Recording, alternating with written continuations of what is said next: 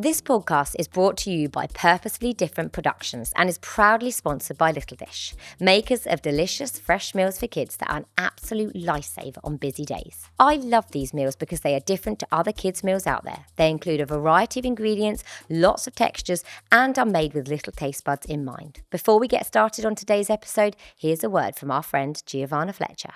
At Little Dish, we've spent years perfecting delicious, healthy, fresh meals guaranteed to be eaten by kids. Except when you sprinkle cheese on top instead of letting them do it, or if the little dish is served on the red plate or the yellow plate or the blue plate, or when you talk over them, or when they can't wear their reindeer antlers because it's summer and they're in the loft, or on Mondays or on Tuesdays, Wednesdays, Thursdays, Fridays, Saturdays, and potentially even Sundays. Good luck and Godspeed. Little Dish. Healthy food kids love. Find us in the chill dial. Hello and welcome back to another episode of How to Feed with me, Charlotte Stirling-Reed, the parenting podcast that brings you reassurance, confidence and practical advice on feeding your baby, toddler and the whole family. Today's episode is a very topical one. We're going to be diving into the recent Panorama investigation into baby food pouches and what it uncovered and what it means for us as parents. We'll also talk about ultra-processed foods, what they are, why they're in the spotlight, and how they might fit into real family life. As always, this episode is here to inform, not shame. Feeding kids is hard enough without feeling judged for every snack or every shortcut. So let me break it all down for you. A few months ago, I was part of a BBC Panorama programme, an investigation that was looking into baby food pouches on the market and on our supermarket shelves, and some of the potential concerns around them. As a nutritionist who has worked with our UK government, I was already aware of some of these concerns. Now, I want to stress that even though these pouches might not be ideal options for your baby during weaning, this doesn't mean that they should never be offered. It's absolutely fine to offer these as every now and then option for your little one. That is never going to be an issue. But what are the concerns with these pouches? Well, there are a few, actually. First of all, many pouches have been marketed as suitable from 4 months of age, which can be confusing and misleading to parents, as NHS guidelines actually recommend weaning should start at around 6 months of age. More importantly, they should be starting weaning when babies actually show developmental signs of readiness. Number 2, pouches don't allow your baby to experience much in the way of textures.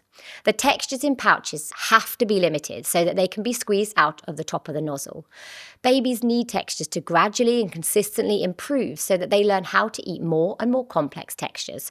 And this progress through weaning is so key, and unfortunately, current pouches really limit this. Number 3, the process of eating is about so much more than just swallowing food. It's about seeing food, smelling food, feeling food on baby's hands. And all of this helps with exposure and acceptance and enjoyment of eating. The process of sucking food directly through a spout isn't really eating in its most full sense. So pouches should theoretically be decanted onto a bowl or onto a spoon before serving, but often this isn't really the reality. Number 4, some of the pouches rely heavily on sweet options such as fruits, which once blended down really thoroughly can release sugars from their cells, making them much more readily digested and absorbed. This will happen to some extent if you're making purees at home, but not to quite the same extent as with shop-bought pouches. That's why we don't want families to rely on sweet pouches or even sweet purees in general during weaning. Babies need more than just this. Number 5, some of the pouches in the Panorama investigation were actually found to contain minimal levels of nutrients such as vitamin C and iron. This is partly due to the processes involved in heating them, but also to do with the balance of ingredients often included in them to begin with. Now, I want to be really, really clear. This is not about blaming parents. It is totally understandable that we as parents would reach for these when you're unsure about how to wean, when you have minimal time, when you're super sleep deprived, or when you just need a quick break. Honestly, these pouches are great for those moments, but they aren't, for all the reasons that I've already mentioned, okay for everyday use or to solely use them to wean your baby, as it won't help your little one to tick off many of the developmental milestones that they need around this time, such as texture development, oral motor skill building, hand-eye coordination, and accepting a variety of foods, including plenty of non-sweet ones. So, what can parents do? Parents who are struggling or who are wanting to use these pouches, well, here are my top tips. Offer them every now and then when you really need them. Avoid buying pouches due to the health halos that you might read on the front of the packets. Opt for savoury options and don't overly rely on the fruit ones. Try to choose pouches which have plenty of veggies and plenty of proteins, such as lentils, beef and chickpeas, for example, included in them. Check the back of pack for ingredients that you would expect based on the meal you are choosing. Offer them from a spoon or decant them into a bowl and offer them to your baby with a spoon to eat them. Try to choose ones that have plenty of textures, as well as trying to choose ones with plenty of flavours, for example, ones that are including herbs and spices in their ingredients list. Add foods to them to help improve the textures. For example, you might add mashed potato or spread them on some toast, for example. Don't rely on them as everyday foods or as meal replacements on a regular basis. Try to supplement them with other foods, including plenty of finger foods alongside them to help teach your baby how to eat. And please don't panic. Just be a little bit more savvy when you are buying products for your little one. What the Panorama investigation showed us is that we need more transparency, better labelling and stronger regulation around the food that is on offer for our babies, simply to help parents to make more informed choices. So in the next part of this podcast, we're going to talk about a bigger topic that's been getting a lot of attention lately, and that is ultra-processed foods for babies. Now, we heard from Tim and Fedi on this earlier, but I wanted to share my take and my tips on this fairly tricky topic. Firstly, there is a lot of scaremongering out there, and a lot of that really isn't necessary. Not all processed foods are bad. Freezing peas, that's processing. Fortifying cereals, also processing. And tinning fruits, that also counts as processing. But ultra-processed foods are slightly different. They're typically made with ingredients that you wouldn't use at home, like emulsifiers, stabilizers, flavor enhancers, and industrial oils. When we're thinking about ultra-processed foods, we're thinking of things like flavored yogurts with added gums and sweeteners. We're thinking about chicken nuggets, which are made with reformed meat and additives. We're thinking about flavored drinks with sweeteners in. And some research from the Soil Association has actually cited that 65% of the foods consumed by children under 14 is ultra-processed. Now, that really is something for us to be a bit concerned with.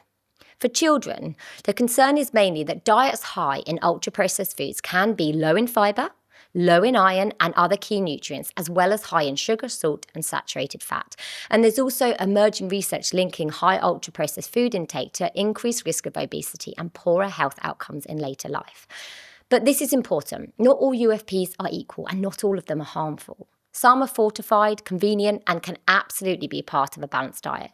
It's all about how often they're used and what else is on your child's plate. So what does all this mean for you as a parent who is trying to feed your child well? Well, when it comes to ultra-processed foods, the goal isn't to eliminate them completely. That really isn't realistic or necessary. Instead, it's about finding balance. So, for example, don't believe everything you read, see or hear when it comes to processed foods. The media tends to like to scaremonger, but often nutrition is not that black and white. Remember that some processed foods are essential and can be beneficial to our health. For example, tinned fish, fortified milks, and frozen veggies. Try to put processed foods into context and look at how often you're consuming them throughout the week for you and your family. By all means, cook from scratch whenever possible. But remember that using tinned beans, frozen veggies and pre-packaged rice is never going to be a problem. When choosing snacks or processed foods, try to think about the nutrients that these foods will offer and make your choice with those thoughts in mind. You want to be checking label for things like the levels of sugar, saturated fat and salt, and especially looking at that 100-gram column to allow you to compare between different products.